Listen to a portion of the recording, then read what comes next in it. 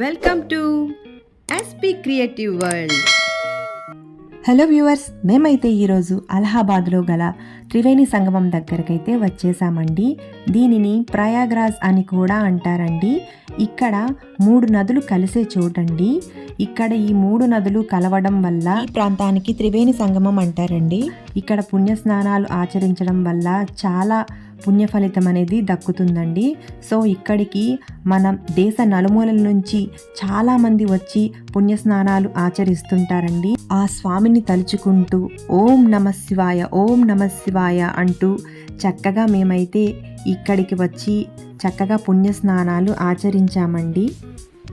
ఈ ప్రదేశానికి వచ్చామంటే మన మనసు ఎంతో ప్రశాంతంగా మారిపోతుందండి. అసలు ఎంత బాగా మేమైతే ఎంజాయ్ చేశామో.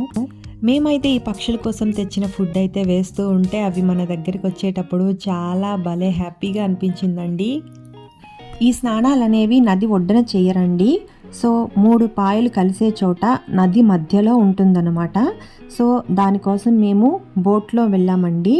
బోట్లో వెళ్ళి ఆ సంగమం మధ్యలో అనమాట 3 పాయలు ఒక దగ్గర కలుస్తాయి. సో ఆ ప్లేస్లోన ఒక చిన్న బోట్స్ అనేవి 2 బోట్స్ అనేవి ఏర్పాటు చేస్తారు. ఆ మధ్యలో ఒక కర్ర ఉంటుందన్నమాట, కర్ర సపోర్ట్ ఉంటుంది. సో ఆ సపోర్ట్ ద్వారా మేము ఆ మధ్యలోకి దిగి అక్కడ అనమాట స్నానాలు ఆచరించామన్నమాట. అసలు వాటర్ అయితే చాలా చల్లగా ఉంది. మా అబ్బాయి అయితే ఫస్ట్ భయపడ్డాడండి, చాలా భయపడ్డాడు. ఎందుకంటే అసలు అది చలికాలం, ఇంకా కూలింగ్గా ఉందన్నమాట వాటరు. సో వాడైతే మునగడానికి చాలా ఇబ్బంది పడ్డాడు. సో ఎలా అయినా ఆ సంగమంలో స్నానం చేయాలి కాబట్టి మా వారైతే కష్టపడి ఎలా అయితేనేమి 3 మునకలు వేయించేశారు మా వాడితో. ఇంకా ఈ జన్మకి ఇంతకంటే భాగ్యం అనేది ఎవరికీ దక్కదండి. సో ఇంత మంచి త్రివేణి సంగమ స్నానాన్ని మీరు కూడా తప్పకుండా చేసి మీ ఎన్నో జన్మల పాపకర్మను నివృత్తి చేసుకోవచ్చండి ఈ స్నానం ఆచరించడం వల్ల. సో నేను కూడా త్రివేణి సంగమంలో మునగడానికైతే స్టార్ట్ అయిపోయాను. సో నేను కూడా మా అబ్బాయి కంటే కొంచెం ఎక్కువగానే భయపడ్డాను. కానీ ఆ స్వామిని తలుచుకుంటూ 3 మునకలైతే వేసేసానండి. చాలా చక్కగా ఈ కార్యక్రమం అనేది జయప్రదం చేసేసుకున్నాను నేనైతే. ఎంతో ఆనందం అనిపించిందండి. ఇంతటి పుణ్యదాయకమైన నదీ స్నానం మేము ఆచరిస్తున్నామంటే ఆ స్వామి ఆజ్ఞ లేనిదే ఏదీ జరగదండి. సో మన పెద్దలు ముందే చెప్తారు, శివుడి ఆజ్ఞ లేనిదే చీమైనా కుట్టదంటారు కదా. సో ఇటువంటి కార్యక్రమానికి మేము వచ్చామంటే ఆ శివుని ఆజ్ఞ ఉంది కాబట్టి ఇంతటి మంచి కార్యక్రమంలో మేమైతే పాల్గొనడం జరిగిందండి. నిజంగా ఈ త్రివేణి సంగమంలో మనం స్నానం ఆచరించడం వల్ల ఎన్నో జన్మల పుణ్యఫలం దొరుకుతుందండి. దీంతో పాటు మేము పెద్దలకి పిండ ప్రదానం కార్యక్రమం కూడా జరిపించుకున్నాము. ఈ కార్యక్రమం అయిపోగానే మేము వేణి పూజను చేసుకున్నామండి. ఈ పూజ ఏంటంటే మనకు మళ్ళీ కళ్యాణం అనేది చేస్తారండి. ఈ పూజ యొక్క ముఖ్య ఉద్దేశం ఏంటంటే మనం పుట్టినప్పటి నుంచి ఆడవాళ్లకు 3 దోషాలు అనేవి ఉంటాయండి. 1 రజస్వల దోషం, 2 గర్భధారణ దోషం, 3వది పురిటి దోషం అండి. అయితే మొట్టమొదటి రజస్వల దోషం అనేది మన తండ్రి గారు కన్యాదానం ఇవ్వడం వల్ల పోతుందండి. మిగతా 2 దోషాలనేవి మనం ఈ త్రివేణి సంగమంలో వేణి కళ్యాణం చేసుకోవడం వల్ల మిగతా 2 దోషాలనేవి పోతాయండి. సో మీరు ఇక్కడికి వచ్చేటప్పుడు తప్పనిసరిగా ఈ వేణి కళ్యాణాన్ని జరుపుకోవచ్చు. ఇది ఒక్కసారి మాత్రమే జరుపుకోవాలి. మన జీవితంలో మొట్టమొదటిగా మనం చేసుకునే కళ్యాణం తర్వాత మనం మళ్ళీ షష్ఠి పూర్తి మహోత్సవం చేసుకుంటాము. మళ్ళీ ఇక్కడ 3వ కళ్యాణం అనేది జరుగుతుంది. ఇంకా మా కళ్యాణ మహోత్సవాన్ని మీరందరూ చక్కగా వీక్షించండి. పూజ చాలా చక్కగా చేశారండి. దీనికి సంబంధించి కథ కూడా చాలా చక్కగా వివరించారు మన పంతులు గారు. ఒకసారి పూర్తిగా మీరు ఈ కథను విని ఈ వీడియో మీకు ఏ విధంగా అనిపించిందో ఒక కామెంట్ అనేది పెట్టండి. నా ఛానల్ అయితే ఇంకా ఎవరైనా సబ్స్క్రైబ్ చేసుకోకపోతే వెంటనే సబ్స్క్రైబ్ అయితే చేసుకోండి ఫ్రెండ్స్.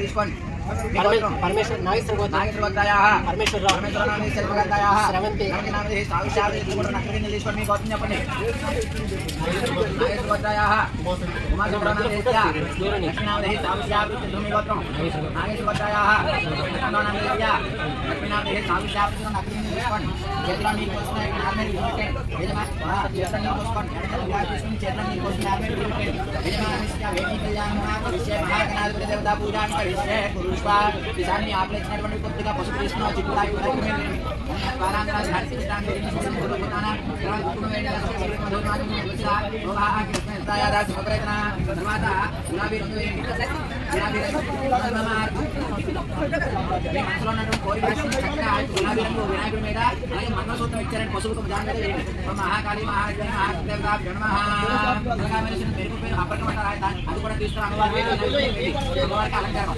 మహాకాళి మహాదేవత బ్రహ్మ అలంకారాన్ని సమర్పయామి తర్వాత ఈసారి ఒక్కొక్క వినాయకుడి పేరు ఓం శివాయ కూడా పెట్టండి ఓం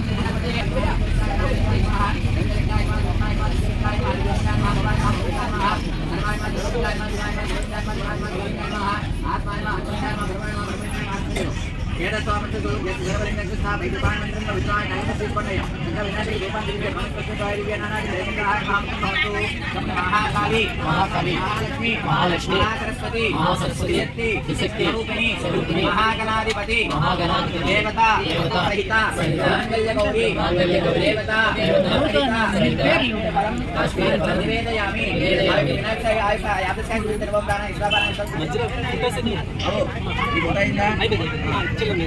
రెండు కాళ్ళు ఎదురు పెట్టండి మా ఆడవారి చక్కను మాట్లాడకుండా చేయాలి పూజ వ్యక్తిదేవాన్ని తెలుసుకుంటూ మీ యొక్క భర్త గారి యొక్క పాదాలు చక్క తడి పసుపు రాసి కుంకుమ బొట్లు పెట్టాలి అలాగే మీ కాళ్ళకి మీరే పసుపు రాసి మీరే కుంకుమ బొట్లు పెట్టుకోవాలి మాట్లాడకుండా ఇష్టమైన దేవాన్ని తెలుసుకుంటూ చేయాలి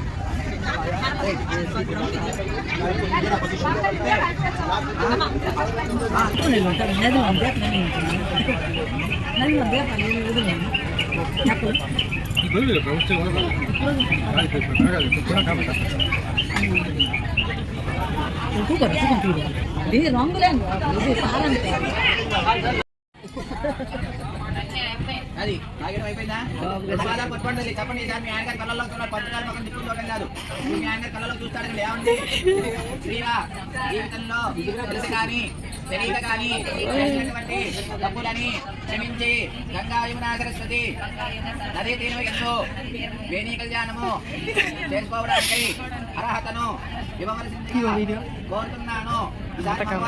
తీసుకోండి ఈసారి మగవారు కూడా ఆడవారి కళ్ళలో చూస్తూ చెప్పండి ఏమండి శ్రీమతి గారు మీరు మా పట్ల సంసార జీవితంలో చేసినటువంటి తప్పులని క్షమించి గంగా యమునా సరస్వతి నదీ తీరం ఎందు వేణి కళ్యాణము చేసుకోవడానికి అర్హతను ప్రసాదిస్తున్నాను. ఇంటికి వడ్డాను కొనిస్తాను. జాగ్రత్త కట్టండి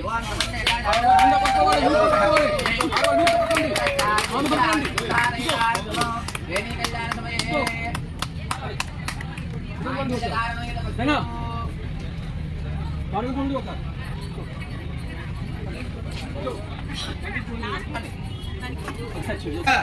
కూర్చోబెట్టి ఫోటోలు దిగడంగా జల్లయ్యాలి మీ ఆడవారికి.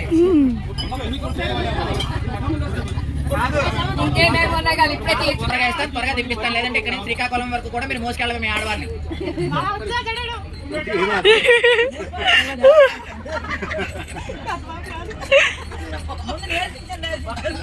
అండి ఇంకా నేను దిగమని చెప్పలే కూర్చొని మంగళవాడు వెంట్రుకలు కత్తిరిస్తాడు. టేకులో ఒక నిమిషం కూర్చుని మంగళవాడు వెంట్రుకలు కత్తిరిస్తాడు. దిగండి. మొదటి నుంచి నేర్చుకున్నాను బాగా ఫాస్ట్గా ఇస్తాను. లాక్డౌన్ లో బాగా నేర్చుకున్నట్టున్నావు అయితే. ఈ కార్యక్రమంలో భాగంగా భర్త బడిలో భార్యను కూర్చోబెట్టి భర్త చేత జడ వేపిస్తారండి. ఆ జడ అంచులను కట్ చేసి దానిని త్రివేణి సంగమంలో కలుపుతారు. అవి కలిపేటప్పుడు పైకి తేలకుండా ఆ సంగమంలోనే మునిగిపోతాయండి. దీని ద్వారా మన మిగతా 2 దోషాలనేవి పోతాయండి.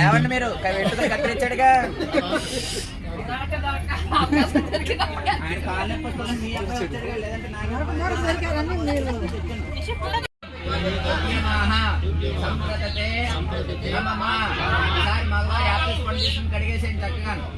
ఆడవారు మీరు మాత్రమే చెప్పండి. వెంట్రుకలు కట్టుకున్న మమ రజస్వల గర్భాధాన ప్రసూతిక త్రిదోష పరిహార సిద్ధ్యర్థే వేణీ కళ్యాణ సమయే. ఆకులో ఉన్నటువంటి వినాయకుడి దగ్గర పెట్టేసేయండి. ఆడవాళ్ళు కూడా 2 చేతులు కట్టుకొని పెట్టేసి బ్రహ్మణి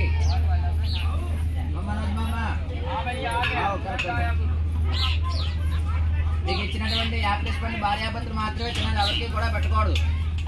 చేయి కడిగేసుకోండి. ఆడవాళ్ళు 2 చేతులు శుభ్రంగా కడగండి. పసుకుంటారే అక్కడ కాదు తల్లి చేసినట్టు వేణీ కళ్యాణం అంటారు. ఇప్పుడు దాకా మనం చేసిన యొక్క కార్యక్రమం అంతా కూడా వేణీ కళ్యాణం అంటారండి. అసలు ఎందుకు వేణీ కళ్యాణం చేసుకోవాలి అనేది తెలుసుకోవాలి. మొట్టమొదటిగా ప్రతి ఒక్కరూ కూడా జీవితంలో పెళ్లి చేసుకోవాలని ప్రతి ఒక్కరికి ఆశ ఉంటుంది, అవునా? ఆ యొక్క పెళ్ళిళ్ళు మనకి ఎలా జరుగుతున్నాయి? ఇళ్లలో మనం అందరం కూడా రాత్రిపూట ముహూర్తాలు పెట్టుకుంటూ అలాగే 10 మందిని పిలిచి ప్రతి ఒక్కరిని బ్రాహ్మణోత్తమంతో సహా మనం ఆ యొక్క పెళ్ళిళ్ళు చేసుకుంటూ ఉంటాం, అవునా? మరి భర్తకి 2వ పెళ్ళి ఎప్పుడు జరుగుతుంది? జన్ముడి భర్తకి 2వ పెళ్ళి ఎప్పుడు జరుగుతుందంటే కనుక భర్తకి 60 సంవత్సరాలు వస్తే చేసేది మాత్రమే షష్ఠి పూర్తి, అది 2వ పెళ్ళి, అవునా? ఇక మొదటి పెళ్లి గురించి 2వ పెళ్లి గురించి తెలుసు కదా. ఎక్కడ అడిగినా చెబుతారా? పెళ్ళిళ్ళలో చెప్పలేరా? చెప్పగలరు కదా. చిన్న చిన్న డౌట్లు అడుగుతాను, తెలుగులోనే అడుగుతాను, సాంస్క్రిట్లో అడగను. అందుకని ఈ యొక్క 3వ పెళ్లి ఇక్కడ కూడా మొట్టమొదటిగా ఎందుకు చేస్తారయ్యా అంటే కనుక ఆడవారికి ఉన్నటువంటి దోషాలు. మీకులాగే ప్రతి ఒక్కరూ కూడా ఈ యొక్క కాశీ క్షేత్రానికి వస్తారు, గంగా యమున సరస్వతి నదుల్లో స్నానం ఆచరిస్తున్నారు. అలాగే చక్కగా ప్రతి ఒక్కరూ కూడా పాపమని తీసుకుంటూ ఆ యొక్క గంగా తల్లి దగ్గర చక్కగా మనం అందరూ కూడా రాగిస్తాన్ని ఆచరిస్తాం. అంటే చేసిన యొక్క తప్పులన్నీ కూడా తల్లి దగ్గర చెప్తున్నాం. ఎందుకనంటే కనుక మన చిన్నతనం నుంచి ఇప్పటి వరకు కూడా అనేక వేల తప్పులు చేస్తూ కూడా మనం పెద్దవాళ్ళు అయ్యాం. ఏ ఒక్క తప్పు చేయకుండా మనం ఇంత పెద్దవాళ్ళు అవ్వం కదా. అందుకని ఏ తప్పు చేసినా చిన్నతనంలో ఎవరికి చెప్పారు? తల్లిదండ్రులకి, అవునా? మొట్టమొదటిగా తల్లికి చెప్తాం, తర్వాత తండ్రికి చెప్తాం. అలాగే ఈ యొక్క జీవితంలో చేసేటువంటి తప్పులన్నీ కూడా జగతపితరో వందే పార్వతీ పరమేశ్వరో. ప్రకృతి అంటే తల్లితో సమానం, తండ్రి ఈశ్వరుడు. అందుకనే ఆ యొక్క గంగా నదిలో స్నానం చేయాలని ప్రతి ఒక్కరూ కోరుకుంటూ ఉంటారు. అందుకని గంగా నదిలో స్నానం చేస్తే ప్రతి ఒక్కరి పాపాన్ని కూడా నశిస్తుంది. అందుకనే ఈ యొక్క క్షేత్రం బ్రహ్మక్షేత్రం. బ్రహ్మ మనందరికీ కూడా సృష్టికర్త.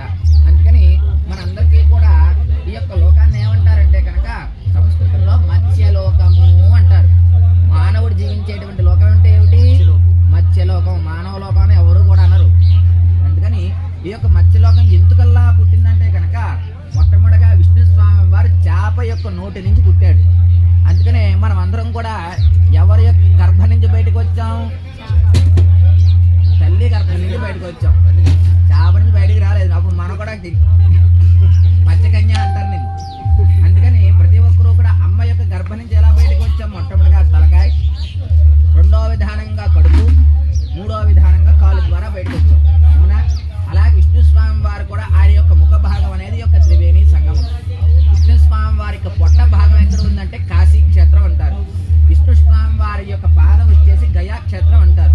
అప్పుడు ఈ యొక్క క్షేత్రాన్ని కలిపిన ఎన్నయ్యాయి? 3. అందుకని బ్రహ్మ, విష్ణు, మహేశ్వరుడు. సృష్టి, స్థితి, లయకారకులు గంగా, యమున, సరస్వతి. వీళ్ళు ముగ్గురిని కూడా మన ఇంటి దగ్గర ఎలా పిలుస్తున్నాం? మహాకాళి, మహాలక్ష్మి, మహాసరస్వతి అని పిలుస్తాం. అంటే 3 అంటే 3 అని అర్థం. శక్తి అంటే అమ్మవారి పేరు. అందుకని ఆది పరాశక్తి, దుర్గా పరాశక్తి ఇలా శక్తుల కింద పిలుస్తాం మనం అందరం కూడా. అదే ఇక్కడికి వచ్చేసరికి త్రివేణి అని పిలుస్తారు. 3 అంటే 3, వేణి అంటే అమ్మవారి యొక్క పేరు. అందుకని ఆడవారికి ఉన్నటువంటి దోషాల్లో మీకులాగే మొట్టమొదటిగా సీతారామచంద్ర వారు ఇక్కడికి వచ్చి ఆ యొక్క సీతాదేవి భరద్వాజ మహాముని స్వామి వారికి నమస్కారం చేసి, అయ్యా స్వామి, ఇక్కడ అందరూ కూడా సంకల్పాన్ని, ప్రాయశ్చిత్తాన్ని, గంగ పూజల్ని చక్కగా పెద్దలు చనిపోయారని చెప్పి పెండాలు కూడా యొక్క భూమి మీద పెట్టి తిరిగి గంగా నదిలో వేస్తున్నారు. మరి స్త్రీల యొక్క సౌభాగ్యం కోసం ఏదైనా యజ్ఞం కానీ, యాగం కానీ, వ్రతం కానీ ఉంటే చెప్పవలసిందిగా కోరుతున్నానని చెప్పి ఆ యొక్క సీతాదేవి భరద్వాజ మహామునిని అడగసాగింది. ఇక ఆడవాళ్ళకి ఎటువంటి పూజల్లో నువ్వు బయలుదేరి వెళ్ళొచ్చు అని చెప్తే ఆడవాళ్ళు ఊరుకుంటారా? ఏదో ఒక రంగా ఏదో పూజ చేయాలి, అవునా కాదా? అలా అని చెప్పేసి అక్కడ లేని పూజలు అంటకట్టగలమా? అంటకట్టలేము. అందుకనే ఆ యొక్క భరద్వాజ మహామునికి చెప్పసాగాడు, అమ్మ ఆడవారికి సంబంధించినట్టయితే ఎటువంటి పూజ ఈ యొక్క క్షేత్రంలో చెయ్యకూడదు, చెయ్యలేరు. ఎందుకని భర్త బతుకున్నంతసేపు ఆడవారికి పిండం పెట్టే అధికారం ఉండదు. అలాగే కొడుకున్నంతసేపు కూడా ఆడవారికి పిండం పెట్టే అధికారం లేదు, అవునా? మరి భర్త బతుకుండగా పిల్లాడు బతుకుండగా ఏ యొక్క పూజ చేస్తారు ఇక్కడ అంటే కనుక ఆడవారికి ఉన్నటువంటి 3 దోషాలు. అందుకని ఆ యొక్క 3 దోషాలు కన్నటువంటి మీ అమ్మా నాన్న కానీ అలాగే చేసుకున్నటువంటి మీ భర్త కానీ దేవుడు కానీ ఎవరు కూడా చెప్పలేమండి. ఏవంటే సృష్టి రీత్యా వచ్చేటువంటి దోషాలు. అందుకనే ఆడపిల్లలు ఎప్పుడైతే 16 ఏళ్ళు రాగానే పెద్ద మనిషి అవుతున్నారు. మరి కన్నటువంటి అమ్మ నాన్న చెప్తున్నారా ఆడపిల్లకి? చెప్పడం లేదు. ఎందుకని? సృష్టి. రెండోది ఎప్పుడైతే భర్తని పెళ్లి చేసుకున్న తర్వాత గర్భావాసం కడుపు వస్తుంది. ఎప్పుడు వస్తుందో చెప్పగలమా? చెప్పలేం. ఇది కూడా సృష్టి. మూడోది ఇంట్లో మనం పురుడుమైలు పాటిస్తున్నాం. కంటికి కనిపిస్తోందా? కనిపించదు. ఇది కూడా సృష్టి. అందుకని మనం అందరం కూడా సృష్టి స్థితి లయకారకులైనటువంటి వాళ్ళ దగ్గరికి వచ్చి మనం కూడా మనకు ఉన్నటువంటి 3 దోషాల యొక్క గంగా దగ్గర తీసుకుంటున్నాం.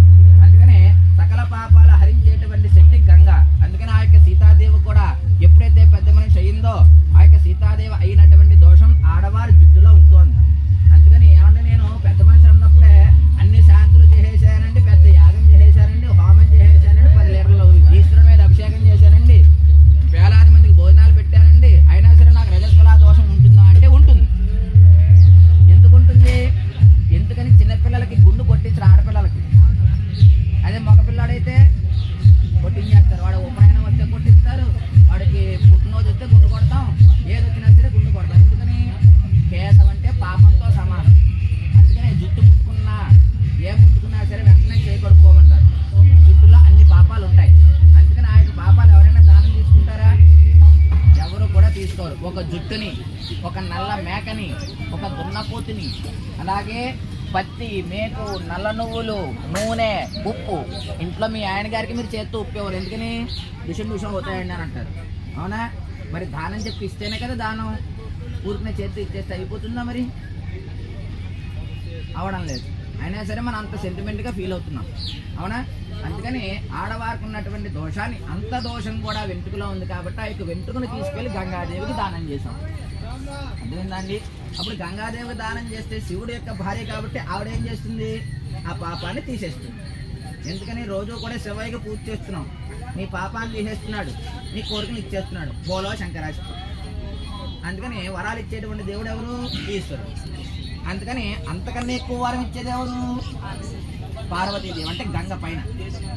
పార్వతీదేవి పక్కన ఉంటుంది, పైన గంగ ఉంటుంది. అందుకని సాక్షాత్ పరమశివుడు నెత్తి మీద కూర్చుంది ఆవిడ. అందుకనే శివుడు యొక్క శిరస్సుని దేహాన్ని తాకి భూమిపైకి వస్తూ మనకి హరిద్వార్, ఋషికేశ్, కేదార్నాథ్, బద్రీనాథ్, అలకనంద, గంగోత్రి ఇక్కడికి వచ్చేసరికి భాగీరథి. ఇంత పొడుగునా సరే గంగా నది ఉన్నా సరే మీరు అంత దూరం వెళ్ళి యొక్క వేణి కళ్యాణం చేసుకోవడానికి లేదు. ఇక్కడే చేసుకోవాలి. ఎందుకని? మహాకాళి, మహాలక్ష్మి, మహాసరస్వతి ఇక్కడే ఉన్నారు. అందుకని మనం కూడా ఈ యొక్క క్షేత్రంలో కూర్చుని సంకల్పం అనేది ఆచరించి మన ఇంట్లో మనం అందరం కూడా ఎలాగైతే పెళ్ళిళ్ళు చేసుకునే యొక్క సమయంలో ఏ పూజ మొదలు పెడతాం? వినాయకుడు పూజ మొదలు పెడతాం. అలాగే ఇక్కడ కూడా మొట్టమొదటిగా వినాయకుడి పూజ మొదలు పెడతాం గల కారణం.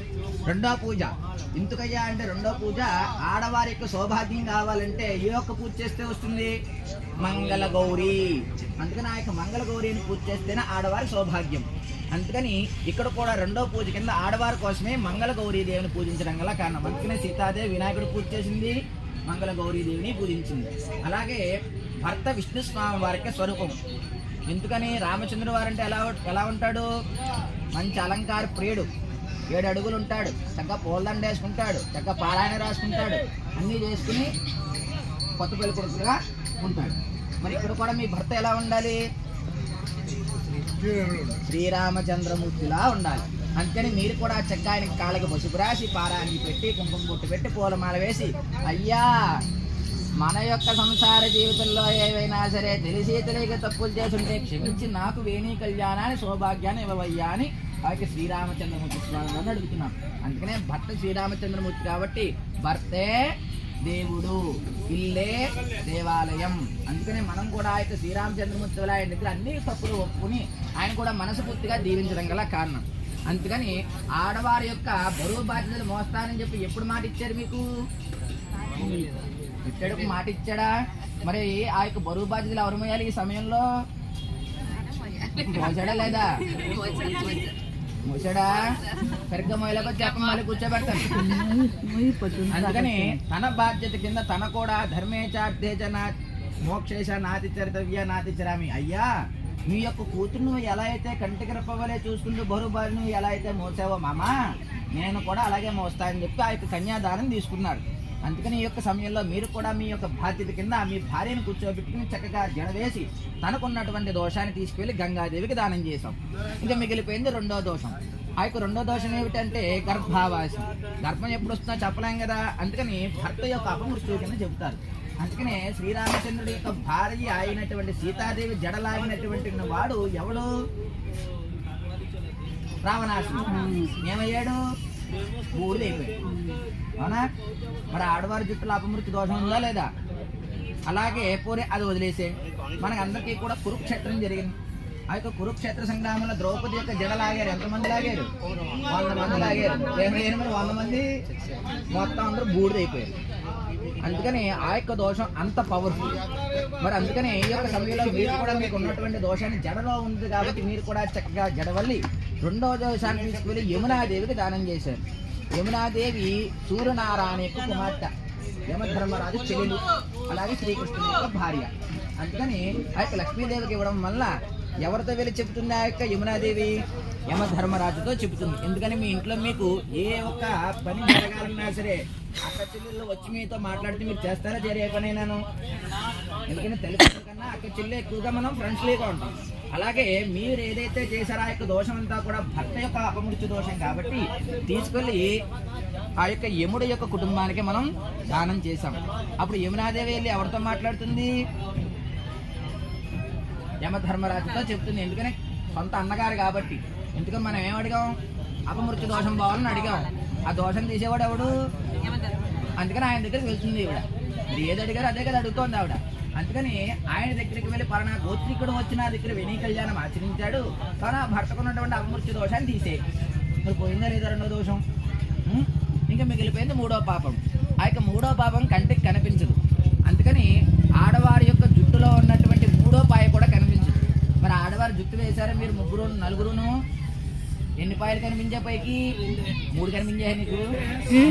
3 అంటే 6 కనిపించదు. 2 పాయలు కనిపిస్తున్నాయి ఎడా పెడా. అలాగే ఇక్కడ కూడా సరస్వతీదేవి అంతర్వాహిని మధ్యలో ఉంటుంది, కనిపించదు.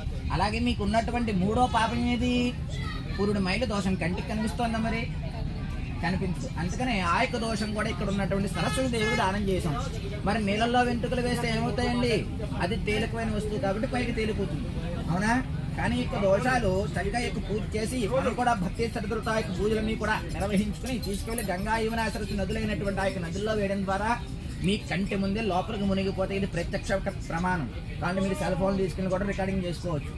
కావాలంటే ఇంకో వెంట్రుక తీసుకుని వేయండి, మునుగుతున్నామో చూస్తాను, మునగదు. అందుకని ఇక్కడ కూడా జీవితంలో యొక్క పెళ్లిని చక్కగా ఒక్కసారి మాత్రమే చేస్తారు. ఎందుకని? ఆడవారికి ఒక్కసారే కన్యాదానం, ఒకసారే గర్భావాసం, ఒకసారే పురుడు మైలు. అలాగే ఆ యొక్క దోషాలు కూడా ఒకసారి ఇక్కడ వదిలిపెట్టడం గల కారణం. అదేందా బాబు? అందరూ కూడా 2 అక్షత గింజలు తీసుకోండి. చెప్పండి. సంకల్ప ప్రాయశ్చిత్త వేణీ కళ్యాణ సమగే లక్ష్మీనారాయణ స్వరూపాయ బ్రాహ్మణాయ అన్నదానం తుభ్యమాహ సంప్రతతే నమమ. ఇప్పుడు దాకా మీకు చేసిన యొక్క కృతమంతా కూడా సంకల్పం, ప్రాయశ్చిత్తం, వేణీ కళ్యాణం అంటారండి. ఆ యొక్క కథతో సహా మీకు సంపూర్ణంగా ఈ యొక్క కార్యక్రమం అనేది చెప్పాం. ఇక్కడ బ్రాహ్మణులకి అన్నదానం దక్షిణ అనేది ఆనవాయితీగా ఇస్తారు. ఎందుకని? మన ఇంట్లో కూడా ఆనవాయితీగా ఏం పెడుతున్నాం? 10 మందికి భోజనం. ఒక ఇంట్లో పెళ్లి చేస్తే 100 మందిని పిలిచి భోజనం పెడతాం. అలాగే ఒక రజస్వర దోషం అయితే 10 మందిని పిలిచి భోజనం పెడతాం. ఇంటి దగ్గర పెట్టినాక వందలాది మందికి ఇక్కడ భోజనం పెట్టాల్సిన అవసరం లేదు. ఒక బ్రాహ్మణ కుటుంబానికి చక్కగా మనం కూడా ఇచ్చినట్లయితే 300 రూపాయలు ఖర్చు అవుతుంది. అయ్యా మేము అన్ని డబ్బులు గురువు గారికి ఇచ్చేసాం, అయినా సరే మేము ఎందుకు ఇవ్వాలంటున్నారంటే కనుక మీరు ఇచ్చేటువంటి డబ్బు ఏదైతే ఉందో పూజా సామాను, టికెట్టు, ఘాటు ఖర్చు నిమిత్తం ఆయనకి ఇవ్వడం గల కారణం. ఒక కిరాణా కొట్టుకు వెళ్ళి మనం ఎలాగైతే సామాన్లు కొనుక్కుంటున్నామో ఆయన దగ్గర యొక్క సామాన్లన్నీ కూడా తీసుకోవడం గల కారణం. మీరు ఇచ్చేటువంటి అన్నదానం దక్షిణ ఏదైతే ఉంటుందో మా యొక్క బ్రాహ్మణ కుటుంబానికి వర్తిస్తుంది. అందుకని మీకు మంత్రంతో పాటు మంత్రార్థం కూడా చెప్పి చక్కగా మీకు అందరికీ కూడా జ్ఞానబోధ చేయడం కూడా కారణం. ఆడవారి చక్కగా యొక్క 3 దోషాలు కూడా గంగా యమునా సరస్వతి నదులకు దానం చేశారు కాబట్టి ఒక బ్రాహ్మణ కుటుంబానికి ఇస్తే 300 రూపాయలు ఖర్చు అవుతుంది. అయ్యా గురుగారు చాలా చక్కగా చెప్పారంటారా? గంగా యమున సరస్వతి నదుల పేర్లు చెప్పుకుని బ్రహ్మ విష్ణు మహేశ్వరుల కింద ముగ్గురు బ్రాహ్మణులకి సంపూర్ణంగా చేస్తే 900 రూపాయలు ఖర్చు అవుతుంది. అది కూడా మా వల్ల కాదంటారా, కాళ్ళకి దండం పెట్టి వెళ్ళచ్చు. ఏమండి, చేతిలో నీళ్ళు పోసుకుని మీ పేరు, మీ గోత్రం, మీ భార్య గారి పేరు చెప్పుకుని ఆ యొక్క వినాయకుడిని విడిచిపెట్టండి. లక్ష్మీనారాయణ స్వరూపాయ బ్రాహ్మణాయ ఉద్యమహో సంప్రదాయ అది యాప్ తీసుకోండి, డబ్బులు తీసుకుని పైకి లేచి ఉంచండి బాబు.